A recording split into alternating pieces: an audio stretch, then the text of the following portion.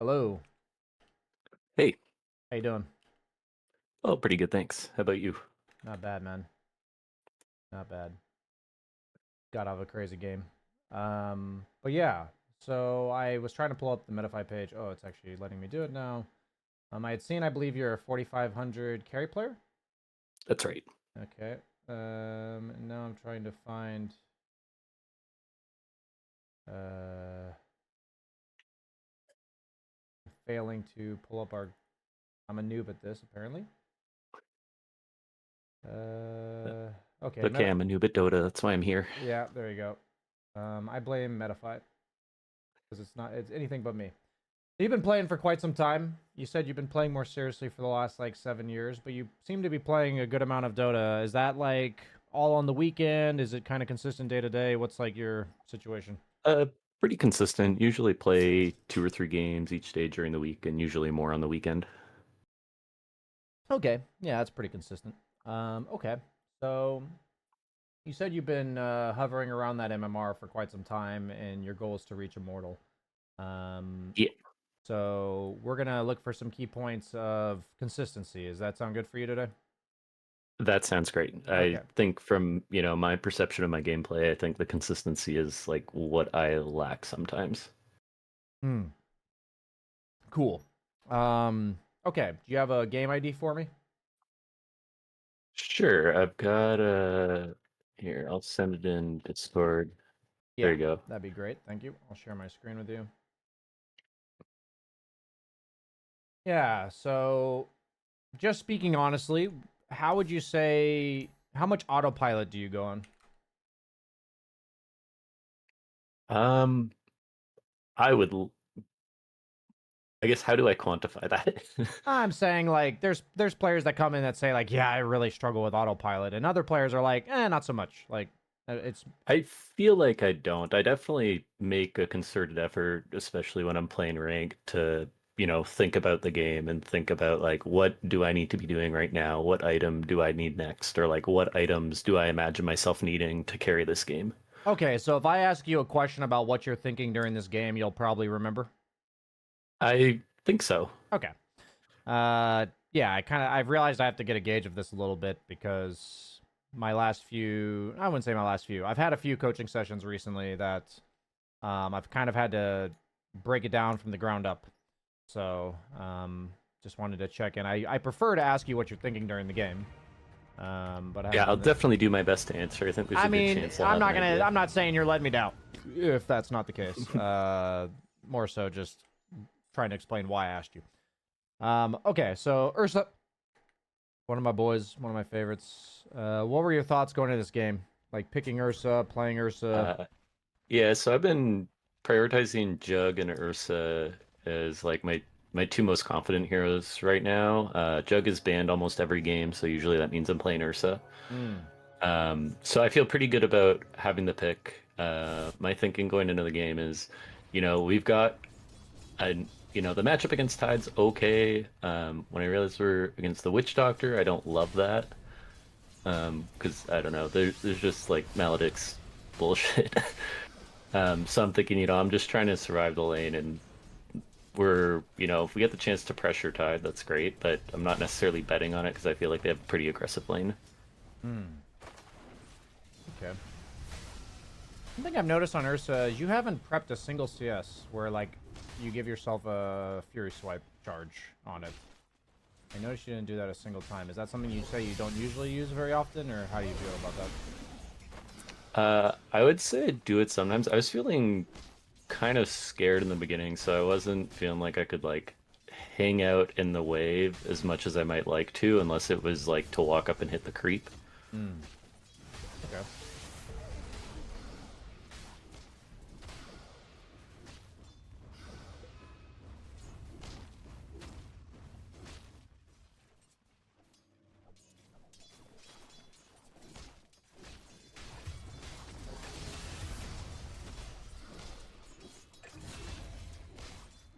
Hmm.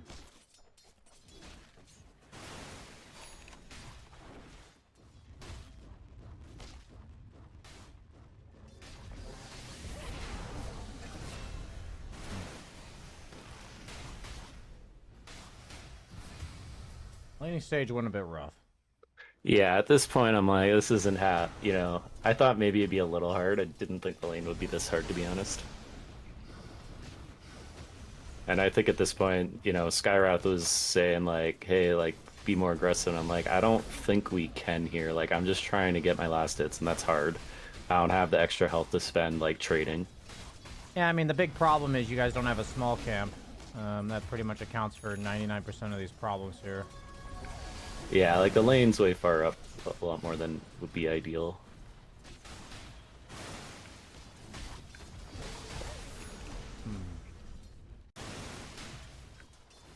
Yeah, so I mean, my question is in these moments, for me, this is like a very clear defensive aggro. Like right here, this moment here. Yeah. My question is like, how much of a problem slash like how often do you use? I've seen you use defensive aggro, so it's not like you don't know how to use it. Is this because you're under duress that you're like forgetting, or like what's going on here? Yeah, well, I think Or do in you, this first game, off, real quick, do you see what I mean by this being an obvious, yeah, yeah. not I, obvious, I but think okay, go ahead. Yeah, I think in this game, like there are times when like I didn't want to be within 500 range of like enough creeps to actually do it. And so I think that was actually like I wanted to do it more, but was like scared I'm gonna get cast and maledicted and then like not even be able to hit the creeps after. I see. Hmm. I'm just gonna watch the laning stage one more time, like kind of fast forwarded. I feel like I might have missed something. Okay, so immediately the lane gets blocked. It gets pushed into their tower here. You defensive aggro. Yeah, right here I'm trying to like pull the creeps and Skyrath keeps aggroing them. I'm like, come on, man. Yeah, yeah, I see this. Okay. Um, so what's Yeah, really like actually I funny? should have aggroed there. I feel like you probably could have aggroed like 7 times in this period right now. Like could have aggroed these at any point. Yeah. Could have aggroed them. Could have aggroed them. Could have aggroed them. Still could have aggroed them. Could aggro them now. What's interesting to me is, at this stage of the lane, I think I'm the most concerned because I feel like you're playing like hyper passive without actually aggroing, which Right. for me Yeah, it's I'm just like, not doing anything. yeah, for me it's like I either want a defensive aggro to my range and get it killed off, or I want to play up in the lane. Like that's usually like the two options I play for. There's obviously nuance to Dota. It's not like that simple, but Right. I guess I feel like you're playing passive, but you're not like playing the aggro according to what it means to play a lane passive. Yeah, I think I get what you mean. I'm not like actively playing it passive as much as I should be, if that's my Yeah, game plan. yeah. And so what's interesting here is that I actually think the better move, if you back here, is rather than pulling the large, I would actually have aggro these creeps right now. These Okay. three melees. And then when they get to the range, I would have aggroed them again as a way to get the lane right here. Do you kind of see how that goes? So why would I want to do that instead of via playing the hard camp? I guess then I'm not gonna miss as many creeps. So what happens if you go pull the hard camp and you have no intention to contest it is this. What happens here? Yeah, like then they get both. They just get a big creep for free. Okay, so I'm basically the main difference is that I'm not giving them the hard camp for free. That makes Yeah, sense. and also, so what happens if you do that is you'll have the lane near your tower with 4 creeps instead of 5, or you'll have 4 and they'll have 3 because like one of yours probably died to the ranged creeps. So, Right. or one of theirs, I mean. So then you have like a slight momentum in your favor, which then has the lane pushing out, which means that you'll be set up to get the Lotus Orb thing, or the Lotus healing Lotus here. I think the general best thing to have when you're wanting to play the lane passively is to have the lane slightly pushing while near your tower, meaning you have slightly more creeps than they do near your tower. Okay. That prevents them from diving you, that prevents them from being overly aggressive. And if it's only slightly, then you can usually kind of keep the lane where it is. If it's like too much, then it pushes. You know what I mean? Right. Okay. Yeah, no, that makes a lot of sense. I've never thought about it that way, and I do feel like when the lane goes well, I feel like I know how to play it well, but this is an instance where obviously it doesn't, and that's part of why I wanted to look at this replay. So Yeah. that's really helpful. Okay, yeah. Thank you. So a lot of this stuff between like this and this, like you use like it's good to see that you're clearly thinking about the game. You used one instance, and so since you know one tool and I'm showing you another tool, then it just boils down to showing you like, okay, he's going to get a creep from this because you have no intention to contest. The time I like pulling large camp is when I can contest them. Like I'm like Gyro Warlock and we pull the hard camp and like they have no creeps or I'm down to just fight them there. I much more prefer the hard camp as a extend my lead kind of pull rather than because you can yeah. you can contest it. Yeah, that makes a lot of sense. Yeah, exactly. Okay, so even if all you're getting is sharing XP with them, if you can like do damage to them in the meantime, like that's something too. As long as he's not like literally walking over and getting it for free. You know what I mean? Yeah. Okay, so in this case, you're just chilling while Skywrath Mage is over there fighting and he dies. Unfortunate. Okay.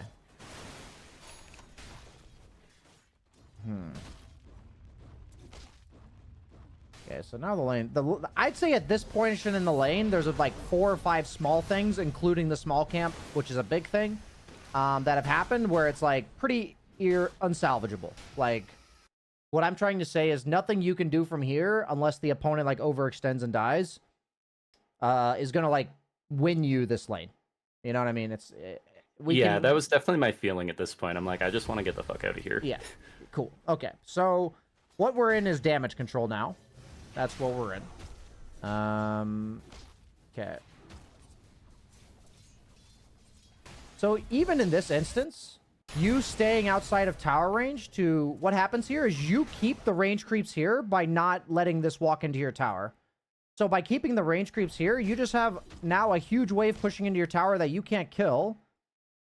And you're like, oh, I should maybe go get this. And then you're like, what do I do now? What do I do now? And then... So what I would have wanted... I should have pulled the creeps back.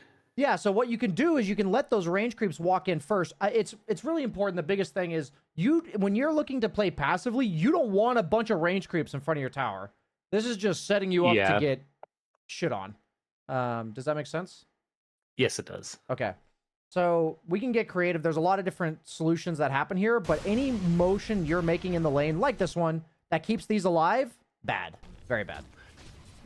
My intention at the moment was like I wanted to keep the lane in front of my tower, and then I realized when I saw how big the wave was, I was like, oh, I fucked up. This isn't what I want, actually.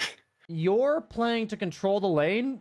Sorry, you're playing to dictate the lane, and you can't do that when you're losing. Do you get what I mean? Yeah.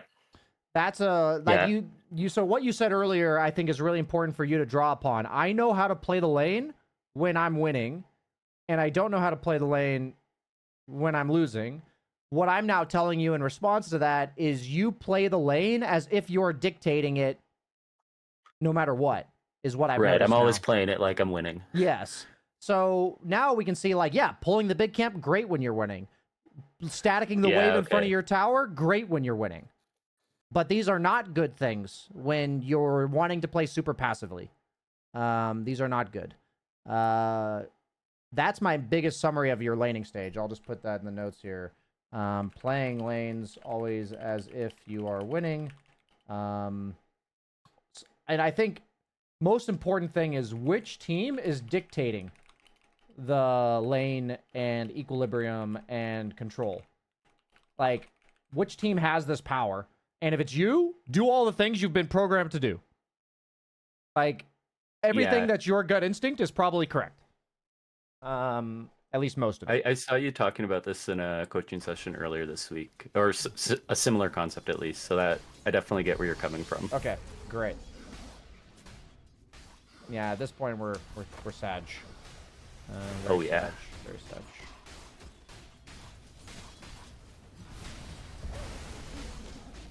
One more question on the idea of like pulling the creeps into the tower earlier when there's like the big wave I ended up missing. Is part of the idea there that like I'd rather, even if it's gonna mess up the lane. Like my goal is like I can at least get them under tower and make sure I hit those creeps, and we'll do what we can about the lane after if we can. That is a good question. I think the biggest thing is that ideally speaking, we dictate the lane equilibrium. We put it in a place that gives us good farm, and then we get good farm. Right. Ideally, that's how it goes. And I think what my answer to your question would be is that when you're in a tough lane and you're not like when the answer to the question I asked you is which team is dictating the lane equilibrium and control, And it's them. nothing you do should be prioritizing lane equilibrium at all. It should be like fighting for every single CS, minimizing how much, like every single CS, meaning you want to defensive aggro as much as possible. You want to take as little damage as possible. You want to be trading with them as little as possible. You want to be interacting with them as little as possible. And what I mean by interacting is that if you pull it into tower, that kills the creeps. So you're there less.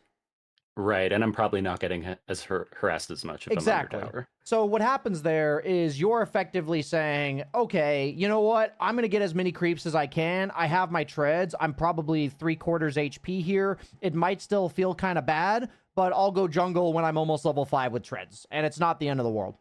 And if they push the lane into me, or if I see that the lane's now static tier again, I can look to come back.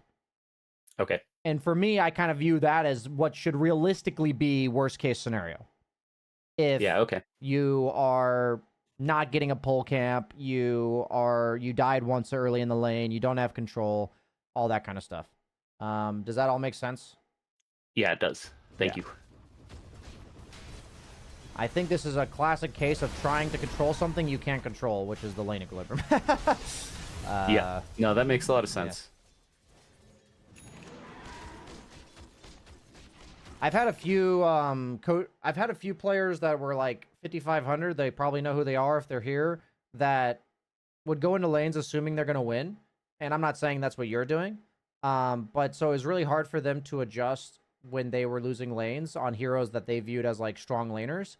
And the biggest part about this example is like they went into the game saying, "I'm gonna win this lane," so then they're not considering what else they can do when they're not at an advantageous matchup, right? Like when they're at a disadvantageous matchup, they're not even thinking about that as a possibility. I feel like just to make it clear, drive it home, is I feel like you've gone into your lanes with the assumption you're supposed to control the lane equilibrium and like keep it in front of your tower. And now we Go ahead. Yeah, that's definitely the perception I have. Like whether I win or lose, I should try and put the lane where I want it. Yeah, I think if you fix that, like if you break that as an assumption, knowing that more it's a luxury that you'd like to have, that's ideal, but you can't control it every game, then you will solve almost all at least the majority of your primary laning stage mistakes. For me, this is absolutely fucking nuts, by the way, that you're, like, fighting them at level 5. Like, I could not believe you did any of this. I guess my question is, what's going on here? Is this, like, a friend of yours? My thinking is... Go ahead. No, I was solo queuing. Most of my ranked games, I solo queue, the vast majority. Okay. So when...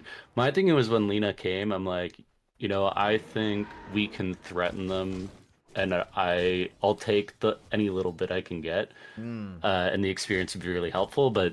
I don't know. I feel like that's sometimes like I feel like this is just one of those hard things of Dota, of like making that call of like, is the risk worth it or not, and like how likely is it to work out or not. That was one where I was like, I don't know. I might really regret this, but if my Lina is gonna come and like I think Lina can kill Tide, so if I can be there, get the assist and some experience, like I'm happy with it. Yeah. And I feel like that would really help my game. And in this case, it not to say this means the decision was correct, but it did work out. So I was like, okay, that was really good. Like, we needed this. I got you. Okay. So what I'm going to say is this. I'm not trying to tell you that that's objectively wrong. It's more like, I would not do that. But the point is that I think if you recalibrate in these, like, games where you're not controlling the lane and you're more so operating under how do I minimize interaction and minimize damage taken, you might not even be in the lane when that happens. You know what I mean? Yeah, I think ideally I wouldn't have been honestly watching, and now I'm like, why am I still here? So what's interesting in my last game, I'll show you a mistake of mine real quick. that I think strongly correlates to this situation. To show you what I mean. So this was, I believe, at like 8 minutes. I'll find it pretty quick.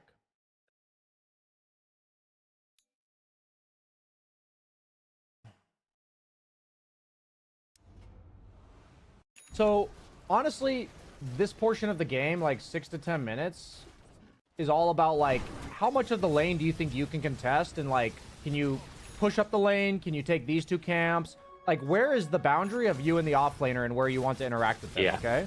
So like, what's gonna happen here is I'm gonna make a similar mistake. Where is it? I'm gonna find it.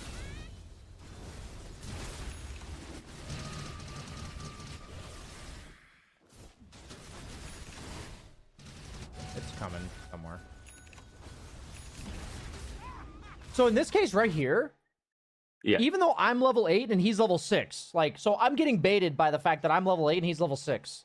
Yeah, you feel strong. I feel strong, and I'm thinking like, oh, like I should have control of these camps. Like that's what's in my head. I'm thinking. But then in hindsight, I see that, you know, my Huskar has been getting picked on, so he's like jungling. He doesn't have TP. My Death Prophet doesn't have ultimate. So there's like a lot of reasons in this game that I'm actually not strong, right? Yeah, there's only one hero showing on the map apart from Mars. So this is a situation where if I had like this is an exception. It's like, how often am I level 8 and he's level 6 and I'm like, I should leave. It's not very often, but these are the kind of mistakes you'll see me making, for instance, right? So what happens here is I think I'm strong. And in theory, I could have just cleared the wave and gone over here and farmed, right? Like, yeah, I could just not be here. Or I could have gone over here, whatever. Instead, I think I'm strong enough to be here. And then my SD, who's a pro player, comes top and like predicts this happening. I get gone on, and then, you know, I die. And even though I'm level 8, he's level 6, I now draw 4 heroes to my lane and I die. And to think that if I had better map awareness here, or like really perfect crystal clear game sense here, I could have just been over here and none of this happens. So I'm trying to bring to your attention that there's a strong chance your Lina came top based on how you were playing. Dude. Yeah, we were playing up, we were interacting. Yeah, so the more that you're interacting when you don't want to, the more you're going to end up in random fights. Right, because your teammates will be like, oh, I want to fight too, I'll come fight Yes, with them. they see you. They're reading like your body language. Oh, my Terrorblade's fighting the Mars. You know? Oh, my Ursa's like in lane versus Tide. Let's get him. You know? Yeah, that makes sense. Yeah, so that's what I wanted to show you, because I think it's like a very parallel example. Don't look at my game history. Very parallel example of like what you're doing here. And it's hard. These are the type of theoreticals that I think are really hard to explain outside of like specific examples, because as carry players, I think most of my students, I'm realizing, they don't understand when they're putting themselves in fights and they think, oh, my Lina's here. But in reality, it's actually what you were doing that more likely led to her coming here. Do you know what I mean? Yeah, that's a really good point. Yeah, like it's one thing for me, like, hey Lina, come gank my lane, but there's ways that I am kind of saying that without saying it. Yes, it's more like we're not blaming you, right? We're just saying that like you do have some sort of impact on that guy showing up to your lane. That's like the... Yeah. No, for sure. I did want to point this out earlier because I'm really immature, but when I paused earlier, during this time, there was like this exact moment, I noticed that you had 169 attack speed and 69 damage, and I just thought that that was... nice. Really nice, and I just wanted to point that out to everybody watching, because that's the kind of shit that I notice when I'm fucking coaching people. The important stuff. Yeah, very important stuff. So like this is another example where, you know, yeah, I should be running away. Yeah, I should be going and like farming ancients in the small camp over there. Yeah, so you're doing this, you're clearing this camp or clearing this wave, and then yeah, you should be backing passively to the small camp here. Go ahead. Watching the replay again, like I think a lot of this is like I tried to farm the large and small camp like way too much when I should have been at like ancients and other. Do you know what lanes it's really good to do that on? Oh, lanes I'm winning. Yeah. Actually, in these type of examples, I would have backed off to here. I would have seen what's happening, and I TP here. That's what I showed in the educational Smurf game, by the way. I don't know if you Yes, saw that. Yeah, so that's what I I showed did. there. I did. So Yeah, that's something I've been trying to incorporate. I was thinking about that as well, but I'm also maybe I'm too afraid of this. I feel like there's times like this where I'm like, I don't want to be in a lane with sniper. I see like maybe I even looked and saw shrapnel falling, and I'm like, I like, can I even get these creeps? And at like 300 health. let's think about it. How many times did you interact with people unnecessarily that left you at 300 health? Oh, like a bajillion. That's what we trying to show is that yeah, Yeah, it's yeah, probably unrealistic for you now at 350 yeah. HP to TP into a sniper. So maybe in this Right. exact instance, no, don't do that.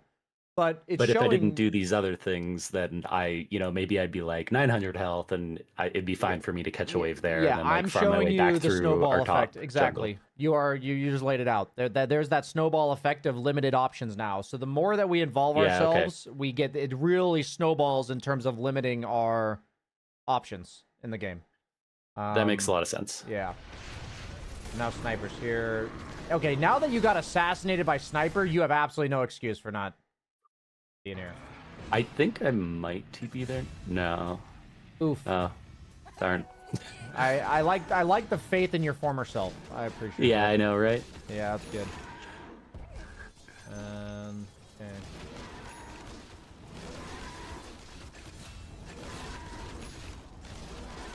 Okay, so I'm gonna fast forward a bit. I think we've kind of dissected the shit out of the first 12 minutes.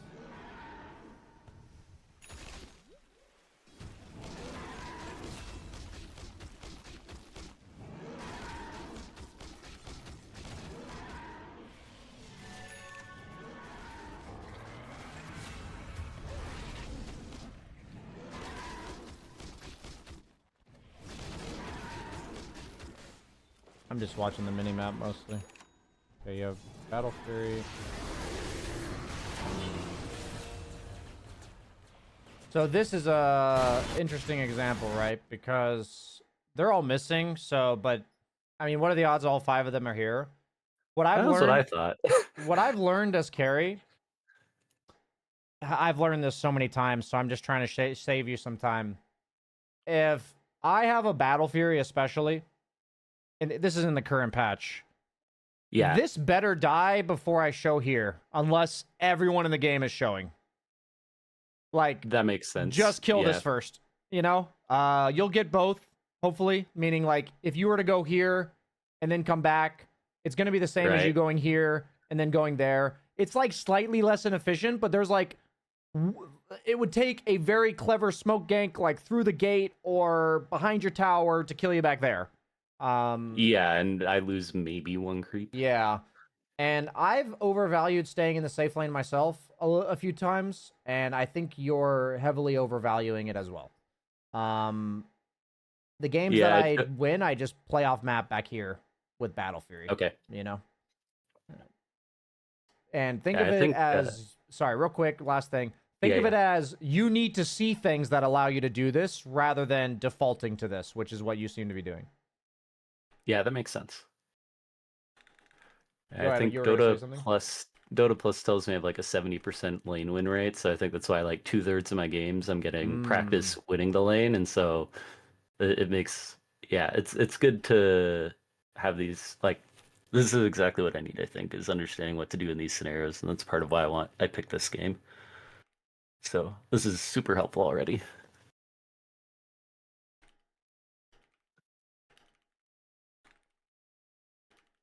I'm listening. I was just typing notes out for you. Okay.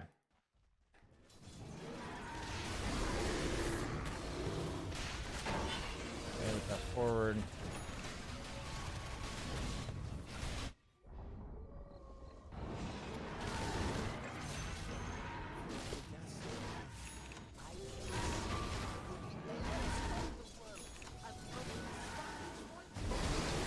Same thing here. There's just like camps back here you're not clearing and you're going for the... You are actually causing this, by the way. Yeah. I think it's really important that we all understand that if you were just back here, if your teammates die, sure, whatever. But like, I Yeah, would they're want... smoking to me. Yeah, they're smoking to you. You are at least impacting where they're going. Maybe it's not... I'm not trying to say it's all your fault, dude. But it's like, I want everyone watching to be like, Yeah, I see. They're smoking him. They're playing around him. I just realized I'm blocking the minimap for the entirety of this fucking coaching session, so I apologize to everybody watching. New BSJ here. But yeah.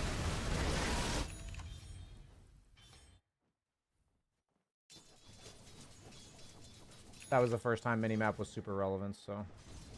I literally told my viewers I'm fucking watching the minimap, and you and I are the only ones that can see it.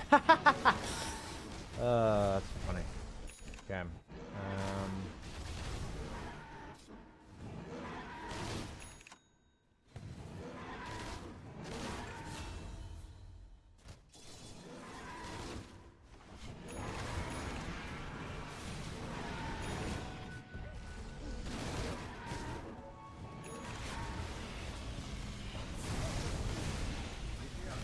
Okay, nice. Got a smoke kill with your blink. Yeah, yeah. A little before that, it's like as we were approaching blinks, I was saying like I think Centaur was also close to his. I was like, let's just chill, let Centaur and me get blink, and then we can try and take a fight.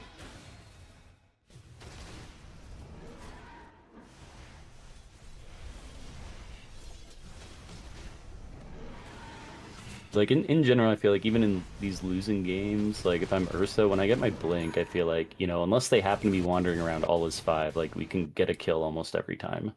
So I really, even in losing games, I feel like that's like my chance to try and start turning it around. That makes sense. If you guys get a kill on Bloodseeker and turn this into a Roche, I guess I would hope to some degree that you still understand that this is like what the game looks like. 2K net worth lead for the opponent. Yeah, it's still like a hard game. Okay.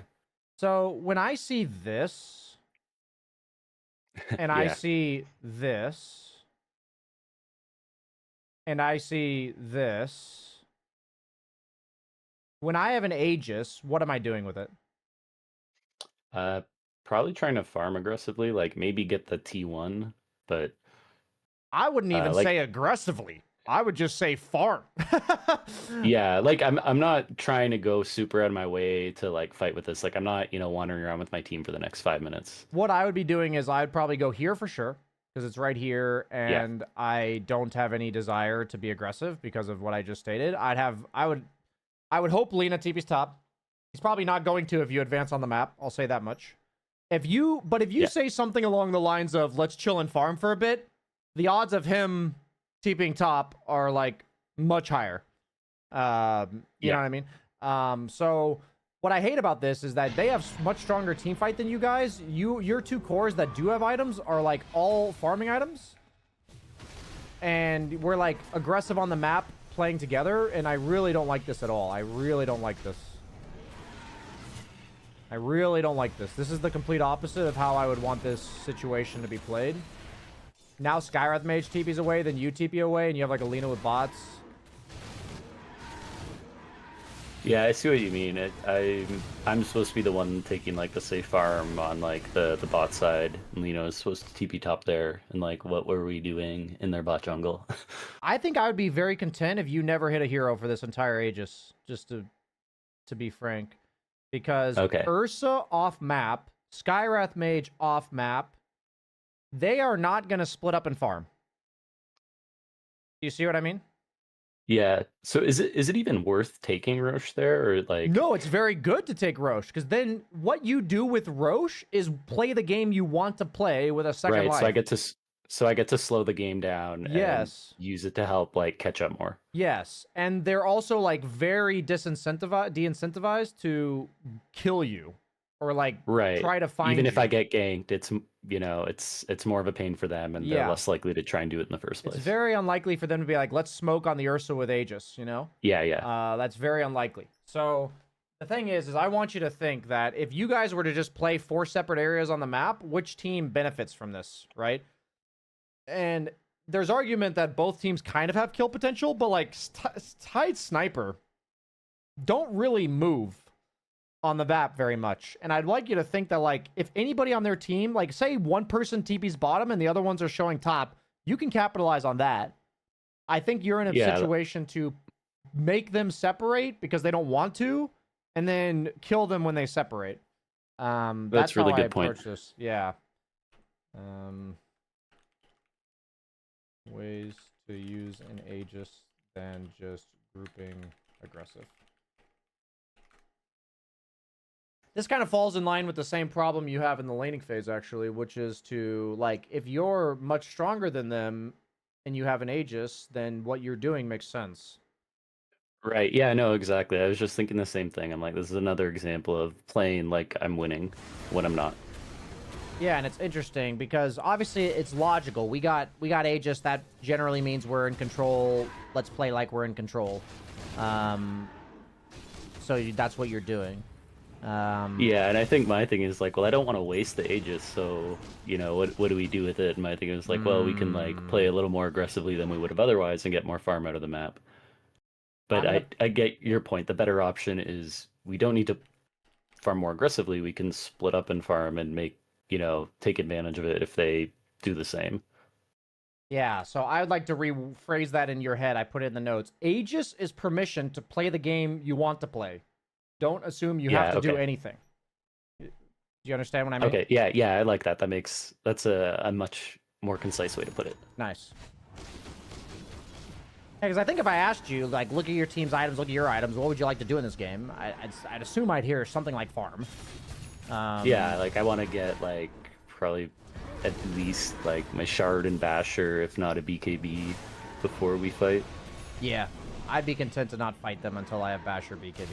I personally would have not gone shard yet because I think I need Basher BKB in order to fight them. I Yeah, probably I would think have. Go ahead. yeah, that's something I've been thinking about in some of my more recent games. Like I've historically prioritized the shard pretty heavily. I really like it, but I think it's one of those things where like, well, for some of the winning games, it feels really good to have the shard be able to like jump in and take a spell and get a kill. Um, I think even in the winning games, I probably over prioritize it, but it's like just not what I need in these harder fights where it's like if I don't have BKB, I might just die. I might have also been thinking, I think in this game, I'm like, oh, well, that little bit for me to like possibly live while I kill Witch Doctor or Bastion during his ult might have over-indexed on that. I guess the more ahead you are, the faster people have to stun you when you're Ursa. Yeah. If they can survive without stunning you for the first 1.2 seconds, then, or is it 1.1 now? Did they nerf it again? 1.2. I guess what I'm trying to say is I would also classify Shard as a I'm ahead, let's keep going, low cooldown item. I do think Shard's been pretty heavily nerfed on. I mean, it has been heavily nerfed on Yeah, Ursa. definitely. And also,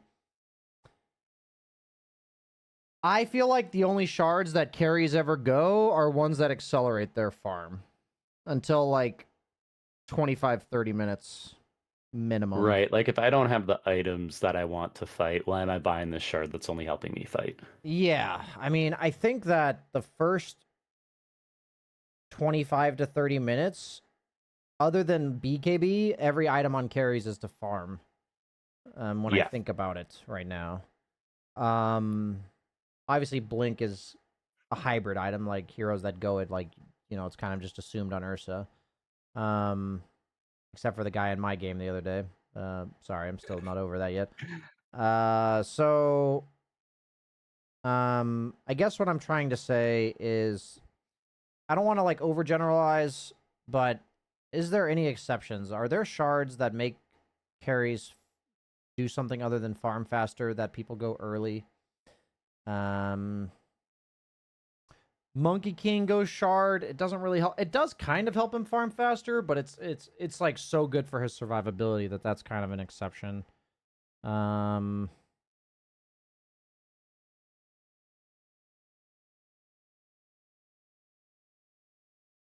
don't see. I think you're I don't see any I know of carries. the carries I play, Ursa's I think definitely the one where I like most consistently buy shard at all, perhaps, let alone as early as I do.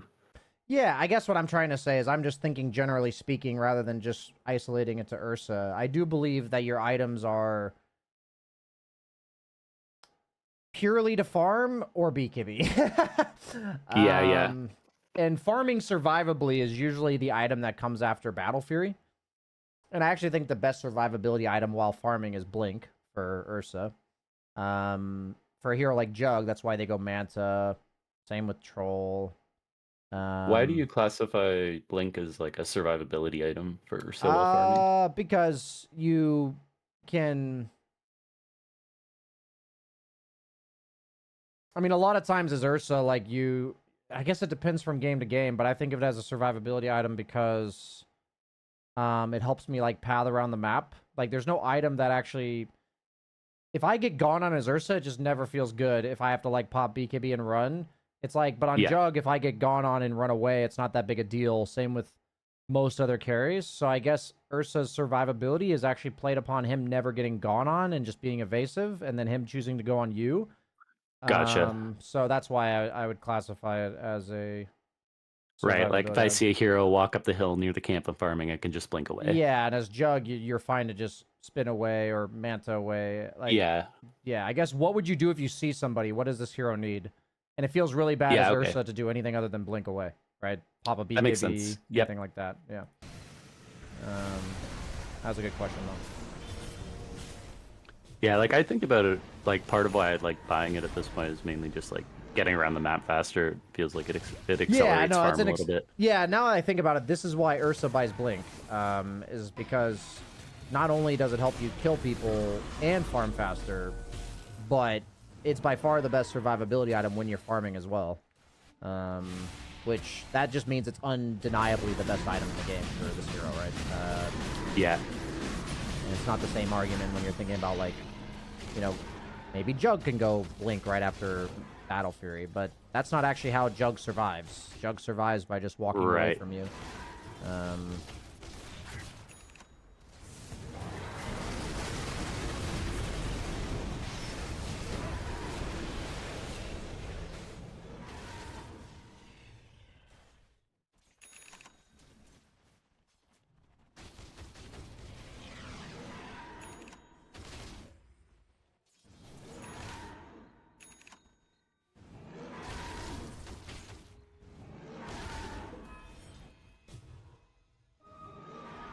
We're gonna wrap it up in just a second here. Yeah, so we use the Aegis, they use Ravage.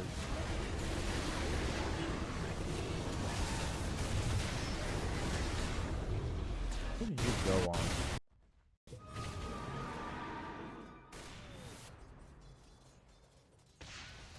Yeah, you did go on Sniper. Let's see what you were thinking. Yeah, like my thinking that this game in general is like my job is to blink on sniper and kill him. Like that's how we win these fights. I fucked up my ult that fight. I used it prematurely when I didn't need to, and then I didn't have it when Witch Doctor was ulting. Can I give you one last food for thought here? Please. I'm typing it out and then I'll say it. Sure.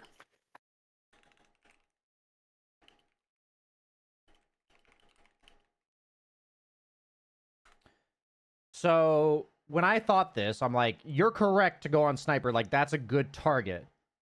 But my immediate thought when I saw it was, did you see enough to go on Sniper? So I think the part you're skipping is, okay, I know who my target is. Not, okay, I see him go. More, what do I need to see to go on him? Yeah, my thinking in that fight is like, well, when I have Aegis in particular, I'm like, I don't feel like my thinking was like, if I recall correctly, I'm pretty sure my team was nearby. I'm like, I don't need to see a lot. I can use the Aegis, get like force them to like ravage me, maybe. That's okay. And like we'll win the fight because they had to burn like maybe 2 ults to kill me with Aegis. Yeah, I mean, this is not what I would consider your team being near you. Yeah, okay, that's fair. So I get your line of thinking. Mistakes like this are going to happen. I guess what I'm trying, I just want to make sure taking away from this session is that it's not enough to identify your target. It sounds like you've thought about other factors, so it's not like you're just autopilot. Oh, Sniper, get him.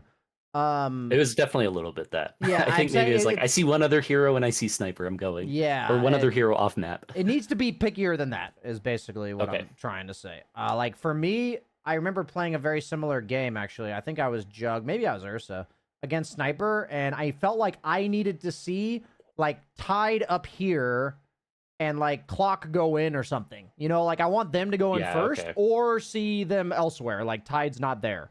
Like if I Yeah, see or that two other heroes are not there for sure, maybe I call for my team to TP, something like this, and it's not enough just to see my target, basically. Um, but yeah, yeah, okay. and No, that makes sense. if you're using your Aegis and stuff, even on crucial cooldowns like our Ravage, and you're not actually your team can't do anything while you're dying, it's not actually like a good trade in my experience. Yeah. No, that makes sense. Yeah, Yeah. this definitely didn't turn out to be a good I trade. mean, obviously, in hindsight, it's easy for me to say it didn't work. It's more so just making sure we're on the same page that when you're going to choose your targets correctly, probably meaning you've got that part down. The next evolution for you is be more precise about what exactly you need to see. And when you go through games like this in the future and you have it go poorly, it's really good to go back through the game and just ask yourself, what spells would I like to see casted? What heroes and where would I like to see them? You know, stuff like this. Like, be as precise as possible, training yourself to see that in the future. Do you know what I'm saying? Yeah. No, for sure, that makes sense. So I think that's a good little exercise for you in case you want to watch your replays at some point. Do you have any questions or thoughts about anything we've said today? No, I don't think so. This has been super helpful. Really appreciate it. Awesome. Sorry I was a bit late with the pub and everything, but I appreciate your Uh, patience. I plan to have time afterwards. I'm like, we're both Dota players. That sometimes a game goes long. Yeah, I feel you. I appreciate that. Really, really aware. Situational awareness is high. Maybe not map awareness, but situational awareness. So, see you, man. Thank you. Thank you. See ya.